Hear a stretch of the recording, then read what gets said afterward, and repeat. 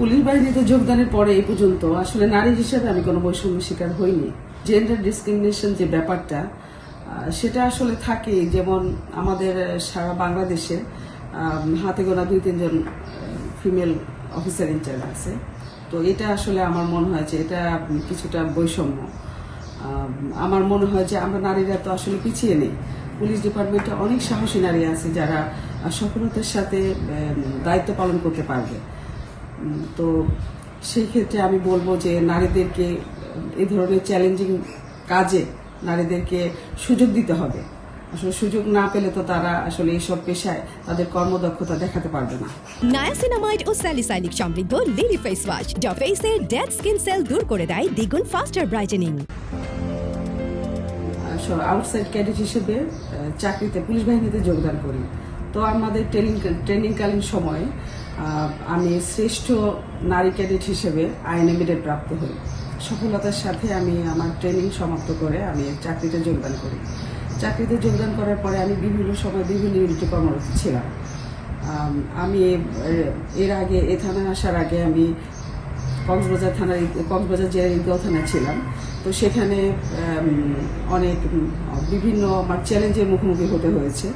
ওখানে ম্যাক্সিমাম সময় ডাকাতি হতো, অপহরণ হতো। নির্দিষ্ট একটা জায়গা ছিল ভুমুরিয়া ঘোনা, ওখানে ম্যাক্সিমাম টাইমে অপহরণ হতো। ওখানে পাহাড় থেকেই অপহরণকারীরা এসে অপহরণ করতো। তো এর আগে কখনো কোনো পুরুষ অফিসার ইনচার্জ তারা কখনোই পাহাড়ে অভিযান করেনি আমার জানা মতে। তো আমি সাহসিকতার সাথেই বিশাল আমার একটা পুলিশের ফোর্স নিয়ে আমি সেখানে অভিযান পরিচালনা করছি। প্রায় 3.5 ঘন্টা আমি ওখানে অভিযান পরিচালনা করেছি। এবং এই সাহসিকতার সাথে যে আমি অভিযান পরিচালনা করলাম, তারপর থেকে আর কখনোই ওখানে অপহরণ ঘটেনি।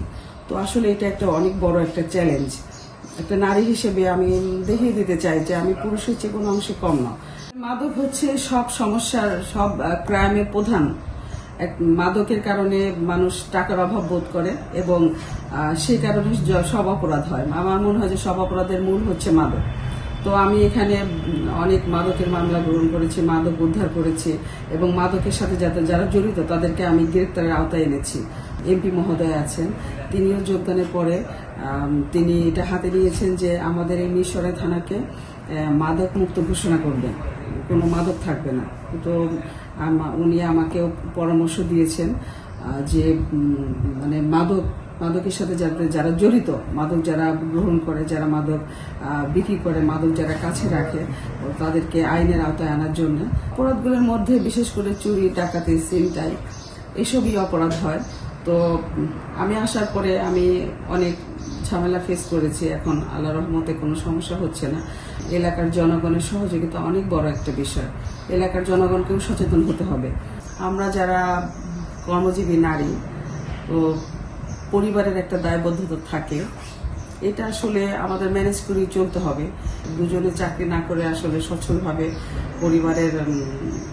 পরিবার চালানো কষ্টকর হয়ে যায়। সেই ক্ষেত্রে আসলে আমাদের বাচ্চা কাচ্চার একটু সমস্যা হয়। আমরা যারা কর্মজীবী বাচ্চা কাচ্চাদের সেভাবে সময় দিতে পারি না। তো তারাও আসলে আত্মনির্ভরশীল হয়ে গিয়েছে। তারা জানে যে শুরু থেকে, জন্মের পর থেকে তারা দেখছে যে তাদের বাবা মা আসলে তাদেরকে সময় দিতে পারে না। আমার ভিতরে ছিল যে আমি একটা চ্যালেঞ্জিং পেশায় কাজ করব। আমাদের তো আসলে পুলিশ ডিপার্টমেন্টে যারা চাকরি করি আমরা, পাবলিকের সাথে আমাদের ইন্টারাকশনটা বেশি।